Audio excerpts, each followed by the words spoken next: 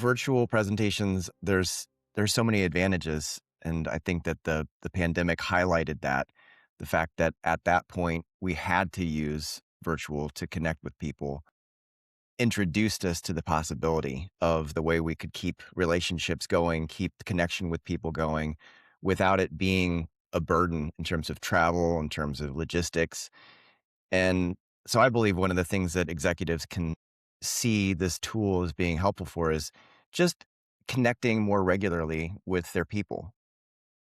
If you can have a 15-minute, 30-minute online presentation, see the face of the person that you know that you're working with, especially we've got so many people who the executives are in one location and their team, they are remote. And so just those quick check-ins with the tool and trying to use it in ways that help their people see them as leaders, as humans, as present, as three-dimensional. It can be a great tool, and I do believe there are a lot of things that they can do to make the tool work better than it often is used by people, just thoughtlessly. I think there are a lot of thoughtful ways of using it. Because everything is mediated through a camera, through a microphone, it's clearly not the same as being in person. But we do think that there are ways of making sure that the way we use the microphone, the way we use the camera, that can create that sense of personal quality.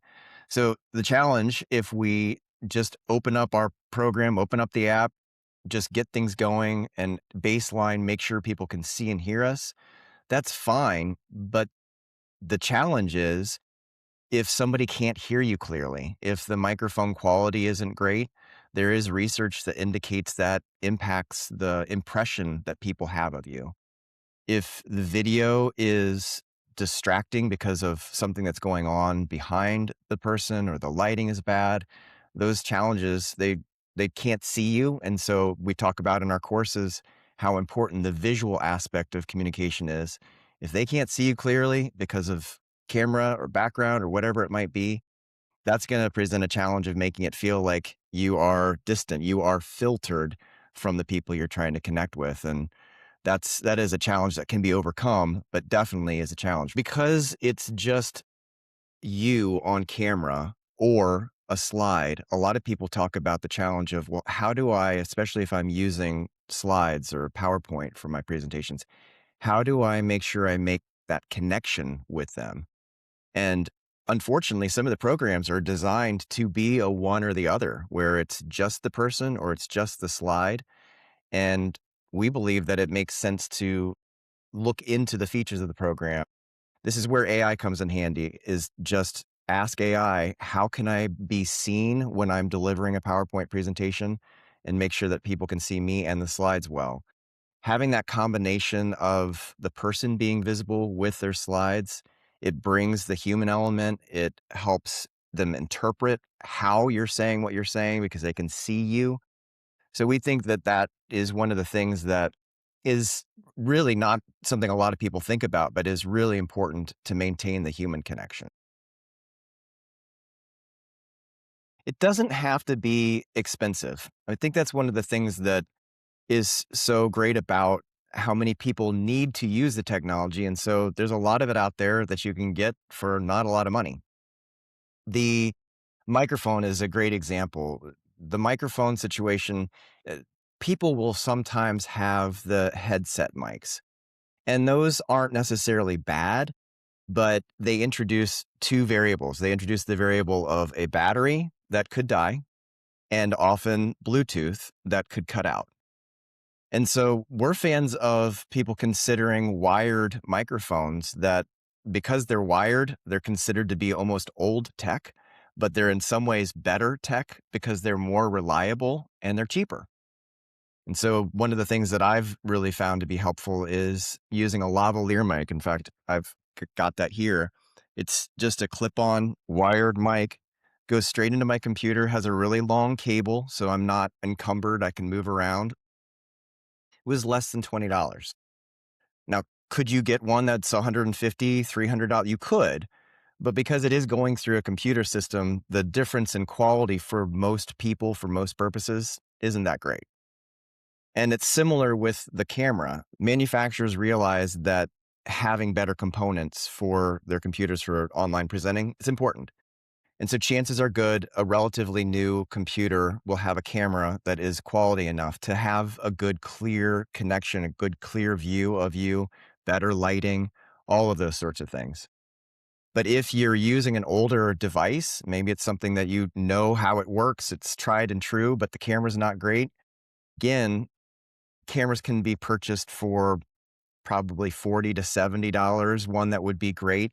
They would clip on to the computer, they'd plug into the USB port, and the programs that you would use, they would recognize it as an additional camera. You could select it, and you're off to the races. Additionally, a lot of those cameras will have microphones in them, and so it could be that you choose the microphone in the camera, and now you've gotten both devices in one. Whenever technology is introduced into any presentation, there is a high likelihood that something is going to go wrong with the tech. In person, that's going to be the projector is not working, the hard drive failed, whatever. But when it comes to online presenting, some of the most common things are the connection is lost. And we really recommend people tell the folks on their training, on their meetings, hey, if the connection gets lost, just re-log in, use the same link. I'll try to work things out on my side so that there's not maybe some sense of panic of, oh, what do we do? And the meeting link should still be valid, and that should give people the comfort they can get back into the meeting. Another step that people can take, though, is most people's cell plans include tethering, which just simply means using the wireless internet that's in their phone to be able to connect to data. And it's a great idea, especially if you're giving presentations regularly in places where the Wi Fi might be a little spotty, to know how that works and to test it and to essentially pair your computer or your tablet with your phone so that the connection can continue. A lot of people even will purchase hotspots that are essentially just the wireless connectivity, and it's devoted to giving presentations. And they know they have that confidence that as long as they've got signal on that, they should be good regardless of what's going on with Wi Fi. When research is done to ask people what's the most important, the audio quality or the video quality, most people say the audio quality, because if the audio goes out, well, your meeting, it's not going to happen. So that's one of the reasons why we recommend having a quality microphone. That doesn't mean that the video is unimportant. And in fact, one of the most important things that we can do to help create better video feeds for our online presentations is to improve the lighting in whatever space that we're in.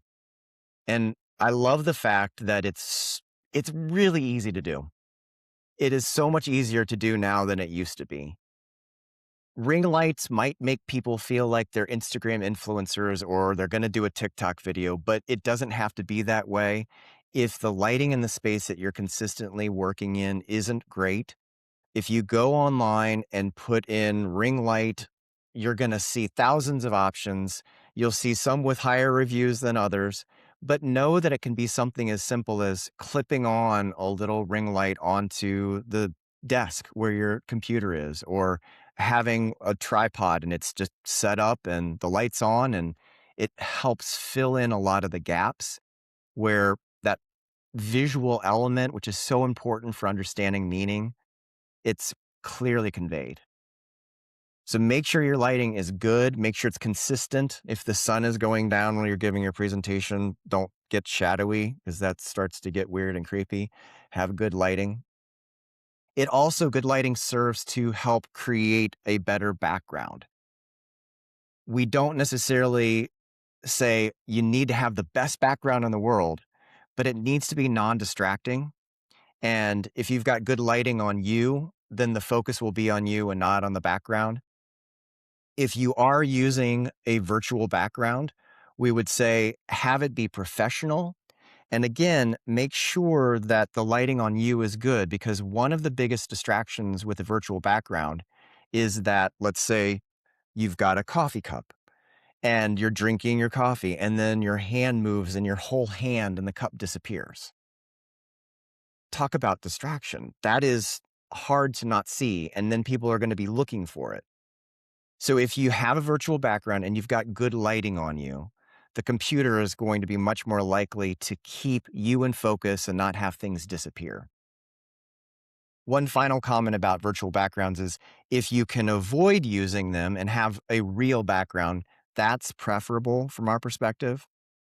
There are a couple features. One is to have just the slightest blur because that helps take away some of the focus on people trying to see all of the details in the background. Don't overdo that because that will be a distraction in and of itself. And then coming back to lighting, a lot of programs, either on the computer itself or the software that you use to present with, they'll have the ability to do some adjusting of the lighting digitally. This might sound complicated, it might sound over the top, but again, AI could be your friend. How do I make the lighting look good on my computer when I'm using Teams, Google Meet, whatever it is? And they will give you suggestions about ways to do that that will just turn up the volume a little bit and allow people to see it clearly. Engagement is so crucial online because I just read a study a couple months ago that was indicating that after about 10 minutes in an online meeting, people's attention span just drops off a cliff. And that should be great incentive for anybody using online tools to have that in mind. So if you have a meeting that's, say, 30 minutes, there need to be at least 3 breakpoints so that people change up the energy. So there's some engagement. Now, of course, there can be more than that, but that should be a minimum. And there are lots of ways of going about it. A very low tech way of doing it is, let's say you've got a small team of people, 6, 7, 8 people, and you're just thinking, I want to make sure that I know whether or not I can check in with my people. Just tell them, raise your hand. And if you're attentive as a presenter and you see somebody raise their hand, you'll be able to call on them. The emojis do exist, and that's built into pretty much every system where you can have the hand raise. That's not necessarily distracting, but it might be a little less human feeling than just having somebody actually raise their hand. The chat feature can be great, especially if, let's say it's an internal team meeting and you say to your team, hey, if you guys have questions throughout this, please put them in the chat. We're really fans of whoever's presenting, whether it's in person or online, trying to stay focused and not get too distracted. And so it may be good to say to people, hey, use the chat feature, send your questions, and at a certain point in the presentation, I will take a break to look at those questions and respond. Another thing that can be really good and helpful is to invite somebody else from your team who knows your material, who knows you, to be essentially a producer for you. You bring them in. They may not even be on camera, but you can tell folks, Josh is going to be our producer today. He is going to be receiving your questions and he will filter through them and see the ones that become the top questions. He'll send those on to me. And so we can keep things going with the meeting. Polls are also something that can be really easy to put together and a great way to show where people are to get a pulse on things. One of those things that early on in the pandemic, when I was trying to use polls, it just felt almost impossible. How do I do this? And I love the fact that you can put into AI, just before this meeting, I double checked, you can put into AI, how do I create and launch a poll in fill in the blank, whatever platform, Teams, Google Meet, whatever it is. And you're going to get the bullet points step by step, how to create, how to launch the poll. It's so easy. And one of the nice things is people who may, if you make them anonymous, people who may not feel comfortable sharing their opinion, they don't want to rock the boat, they're going to be happy to push the little radio button and create the poll. And then when you show that, you've got a discussion piece. You can say, hey, I didn't expect these results. What's going on? Let's dig deeper. So the chat, asking actual questions, launching polls, there are just a lot of ways of going about it, but it does make sense to keep top of mind, how can I keep this dynamic? How can I keep this engaging? Because people will otherwise likely check out, and you want them with you the entire time. Just like in in-person presentations, one of the most important parts of an online presentation is the way it opens. Having some type of open that helps you achieve the objective you're after. That's really going to determine what kind of open you want. Part of what ends up happening a lot of times is people will do what they've seen others do, even if it doesn't make sense, it doesn't serve their objective. And for instance, would be as soon as people come into an online meeting, they might see a PowerPoint slide of an agenda with just 12 point Times New Roman font, and it's as boring as can be. And it signals this is going to be like all the others. We're really of the mind that having things that are different and engaging right from the start will help pull people in and keep them with you. An opportunity people have, they can find an image that corresponds to the heart of their message, the big idea they're trying to convey. And maybe the smallest amount of text, maybe just a word or two in the upper right. And if people come into that, and even one step further, if there is some music that you think would help people feel welcome and actually has the type of tone that would be good for the meeting, they could come into that at a low level. But immediately, if somebody comes in and they see on their screen a very intriguing image, it's going to start to make them ask questions. What is this about? Why are they doing this? And it really will set up an executive well to be able to have a verbal open that corresponds to the visual that people have seen. So you're priming people with the image. Then they have an open that really lands because it's tied in with the image. And then at that point, most people are off to the races because that's where a lot of the nerves are. That's where a lot of the lack of focus is. And so you're getting people on board and you're using that energy at the start to really kick things off well. So beyond the open, having that mindset of, well, what are some things that would be helpful to keep people engaged and focused in the structure itself? If somebody can think about the story, the bigger story that they are a part of, that the particular meeting or engagement that they're having, what is the bigger story that it's a part of? Take a step back and try to identify that and tell some of the story. If part of the reason you're gathering people is because morale is low, well, take a step back and ask the questions. If I were in their shoes, what would be going on that would be creating this low morale? And you can structure the whole presentation around, at the start, telling their story back to them, getting some feedback. Is this right? Is this what I'm really hearing and understanding? And then weigh in with some of the solutions and paths forward. At Ty Boyd, we say over and over again, it's not about you, because that's what Ty said to help him take some of the pressure off of himself and put the spotlight on the audience of what he could offer them. So when we're structuring our presentations online, put ourselves in the shoes of the people, honor and respect the timetables, and try to make it as engaging as possible for them. One of the great things about some of the transcript elements of AI that's built into so many platforms now is that it will generate a summary of your meetings. And it wouldn't be a bad idea to take a number of those and have AI see if it can come up with some kind of structure or template that really works for you so that you do have a framework that is in keeping with what you've naturally done. It would be an organic template that would be created. Another alternative, though, is we're really big fans of people considering using structural templates for in person or online. And in our courses, we introduce a number of them. Things as simple as we call it the PPF, the past, present, future. And if people can think about, okay, in this online meeting, what is the snapshot of time that we need to cover about the way things were with our team, the way things are, and the way things could be? So something as simple as that. If the whole point of the meeting is to solve a problem, we introduce the template SOS, which makes people smile because they think, oh no, there's a problem. And yes, there is. It's a problem in search of a solution. And the SOS model is the first S is stating the situation.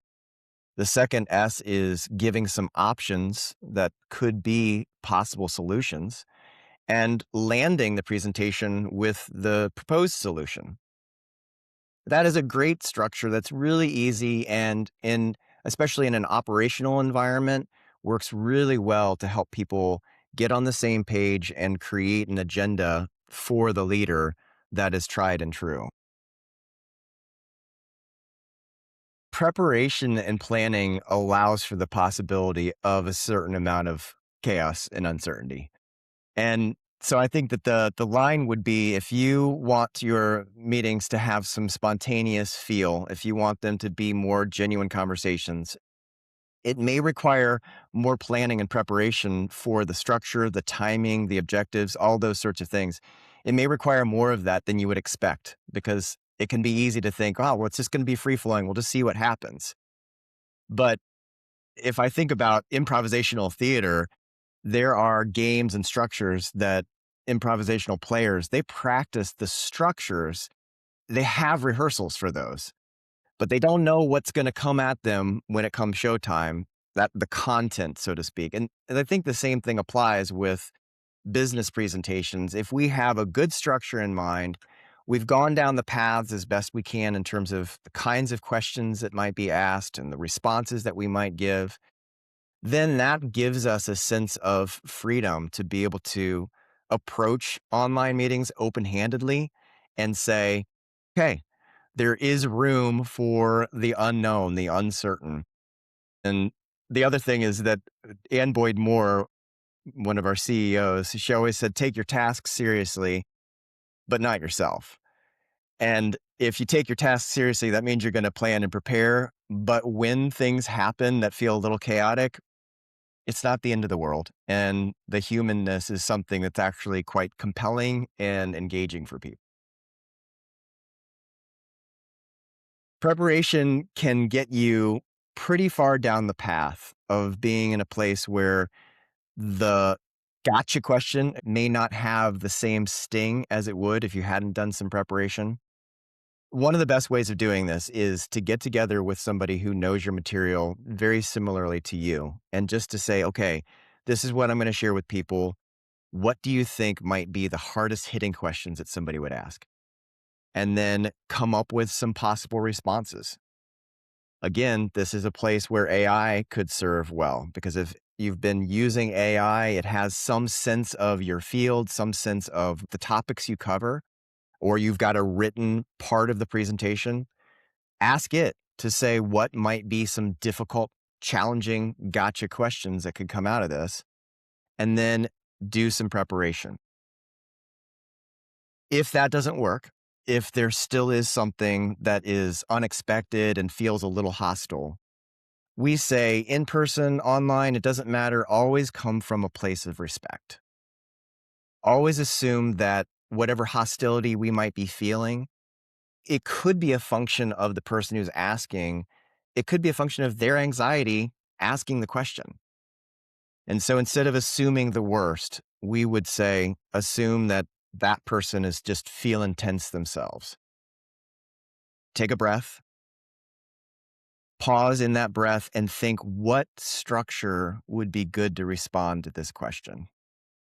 And this is where, again, having some of those structures, the PPF, past, present, future, the SOS, situation, options, solution, having some of those in mind will help you continue to move the conversation forward and come from that place of respect instead of the chaotic thinking that could make it more of a tense engagement with the person.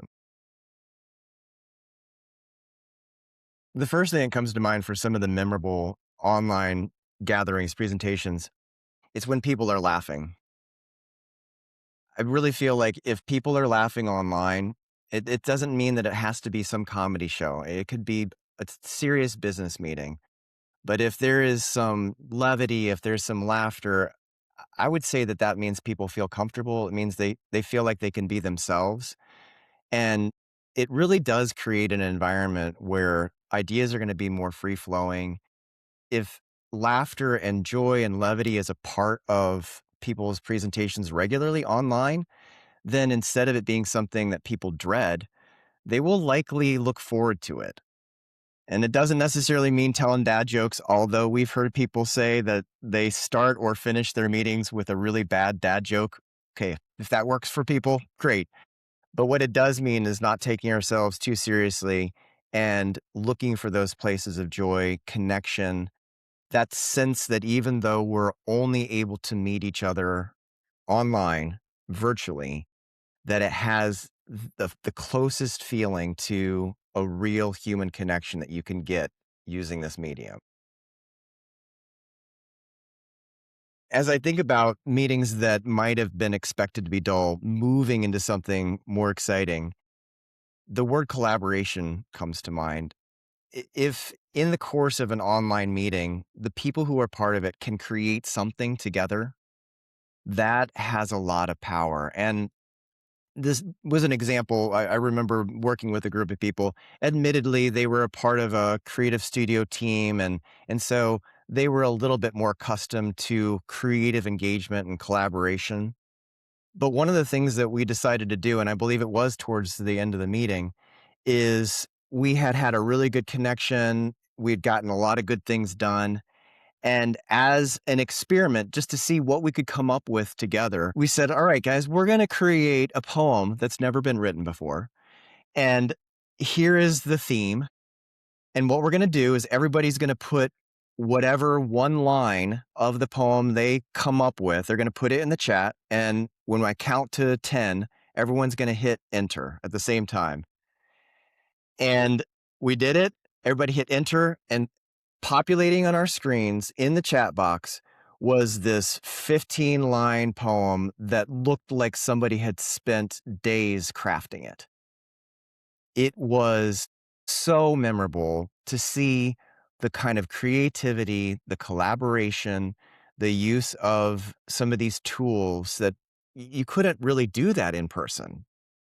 And what we came up with was something that I sent out, and I would imagine a lot of people who were part of that to this day would remember that element because it was creative, it was collaborative, and it was using the tool that we had in front of us. Some of the best leaders that we have seen and gotten to work with, it's their sense of not only knowing what the people that they get to lead, what they're capable of, but who they are. And online presenting, yes, there are challenges to creating that connection, but I would say that if somebody is wanting to make sure they're the best leader they can be, that they would seek to foster an environment on their team that is creative, that is collaborative. And admittedly, there are a lot of people who are in leadership roles, and they might have on the disc profile, they might have that high D dominant personality type, which is really helpful to get things done. But we talk consistently about how, since it's not about us, it's so helpful and wise to lean into some of the parts of our personality that may not be at the top. And so that could mean saying, how are you doing? What's going on with your family? What are some of the creative engagements that you're involved in? What are some of your hobbies? How are those going? And so while those things may seem like a waste of time, we really do recommend that people build into their online meetings 5, 10 minutes at the beginning or the end to simply have some of that human engagement that keeps the relationship strong and allows people to feel like a team. Something I haven't mentioned yet, we think that when you're presenting online, it really makes sense to stand and deliver. And part of the reason for that is because people mirror the energy of others. In person, more so, but online, yes. And so if people are coming into a meeting, they're tired, they're worn out. If you are standing and delivering, you already will have a higher level of energy than you would if you were seated. And if you come in with an open, with a grabber open, that really sets the tone and perhaps even acknowledges it's the elephant in the room. This is your eighth meeting in the past 2 days, and I can see your eyeballs are glazed over. I can feel it through the screen, but we have important things. And then you can go into the grabber open, casting the vision, telling the story. There's no guarantee that you will get every last person re-engaged, but the energy that we model really will be reflected by the audience. The conversation around cameras on, cameras off is one that when we're talking with executives about online presenting, they will say over and over again, it's one of the number one pet peeves. With the camera off, they can't see if people are even present, much less how engaged they are, and whether or not there's something that's confusing to them. So we would say at the start, make sure that in the invitation to the meeting that is sent to all the participants that you say something to the effect of, please realize this will be a cameras on meeting. Doesn't mean you have to be in business finest, but just be dressed appropriately and realize, and this is one of the things that a lot of people don't think about, that there are going to be many people who will say, oh yeah, I've heard that having cameras on is great, but it's not for me. Give some reasons that people would want to have their cameras on. And among those reasons is you can say when cameras are on, we found that the meeting is more tight, more clear, and there's less of a need for follow up. Now, if you promise anything like that, you've got to deliver. But if the cameras are on, what that does is it gives you the ability to assess in the moment whether or not there's something you need to pause on or whether everybody's good to go and you can just move forward. If somebody doesn't have the cameras on and they have a question, their face may be saying it, but if you can't see it, it's not going to come up until after, which might require a follow on meeting, follow up emails, all of those things. So, in a sense, it's incumbent on anyone who's leading an online meeting to be the one to cast the vision for why cameras on makes sense and then stick to that. That being tried, the next step is if you've done all of that, you start a meeting. Let's say it's 10 people and 6 of the people have their cameras on. You can do the whole teacher thing where you can say, Jenny, it's so good to see you. I haven't seen you for so long. And guys, remember, this is a cameras on meeting. Doesn't mean you have to have fancy clothes. If you need to get a polo or a sweatshirt, that's great. But Jenny, tell me a little bit more about how things have been going in Knoxville. That's a way of creating a positive peer pressure. And if you do that with a couple people as the meeting's getting going, those who still have their cameras off are likely to feel, okay, this is what we're doing. This is the standard. And then you get more and more adherence as time goes on. Checklists exist to give people peace of mind.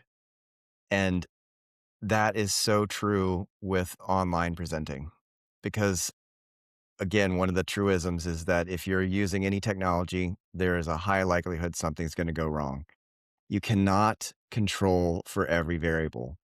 However, you can create checklists, and we recommend that you do create a checklist that at the very least it has restart the computer, update the software that you're going to be using for the presentation, turn on the do not disturb feature. Make sure that your wireless signal is good and or you've got that phone that's ready to be tethered to the computer. If you are somebody who is very conscientious and detail oriented, your checklist might get a little bit longer. It might end up being, oh, I don't know, 40 or so items. And the way these checklists get created is every time something goes wrong, after that meeting, it goes on the checklist and it doesn't go wrong again. We have a lot of recommendations for that. Ty Boyd has a book called The $1,000,000 Toolbox, and there's a chapter that's devoted to presenting online, chapter 15. And in that chapter, there is the beginnings of a sample checklist, page 151. It has about 7 or 8 different items. And that can be a great starter to move you forward into creating your own checklist of all the things that you need to do to try to keep those gremlins at bay. We offer one-on-one coaching. And so if somebody's got an online presentation that is really high stakes and they want to have some feedback, some coaching for that, we would be happy to schedule a couple sessions to get them comfortable even from start to finish, from the structuring of it to the thinking of creative ways to engage with people to delivery and feedback on that, and including the technical. So, one on one would be a great way for people to get that feedback. We also do periodically offer courses that are a next level course for our company. And the next level is that when people have gone through our Excellence in Speaking Institute, which is the 2.5 day in person training, we will offer as that next level for people to come in and with a small group, maybe 5 people, to bring to those trainings their presentations that include the technical and that are conducted online. So the course itself is conducted online and they can get the feedback from us as coaches, but also peer feedback on, again, everything from some of the structural elements, the storytelling elements, the technical elements, and just the overall impression that they are making. In one on one coaching, we tend to say, if we're going to work with you one on one, we would love to have 4 different sessions at a minimum to really be able to work from start to finish on a presentation. And that start part of the presentation, somebody can come in and they might have a great framework. They might be well along the path of having a presentation put together. Others might come in and say, this is what I'm supposed to do. This is the time I've been given. What do you think? And we really love guiding people towards crafting presentations that follow a really good structure and then helping them get to the place where they deliver it with their own personality, with that human connection. So that will happen one on one. The time frame that we have with our next level online class that includes a small group of people, we'll have 2 rounds where people will deliver round 1 of their presentation, get coaching, and then round 2. The coaching feedback that they will receive in round 1 often will involve some of the structural elements, especially related to, are they telling the story well? Because the framework of a story is one of those universals that when people get some insight into the story again that they're speaking into, it really allows them to organize their thoughts really well and create a really good structure. So we are there and we're available, whether it is one on one or in some of these smaller group settings, to be able to weigh in with the structuring as well as the delivering. One of the ways that leaders get better, the way anybody gets better, is really through coaching. And one of the things that often is the case when people are thinking about coaching others on presentations is, well, they don't necessarily feel qualified. They might have that idea of, who am I to offer feedback to somebody on their online presentation? We would say that that is one of the best ways to create a good culture of excellence for any team to be better at presenting online. It's very easy for most people after a presentation to give some kind of feedback on the content. That statistic was a little bit off. That bullet point was confusing or unnecessary. Those sorts of things, they don't seem as personal. But for some reason, even if the audio of a presentation is crackly the whole time or muffled, people might hesitate to say anything.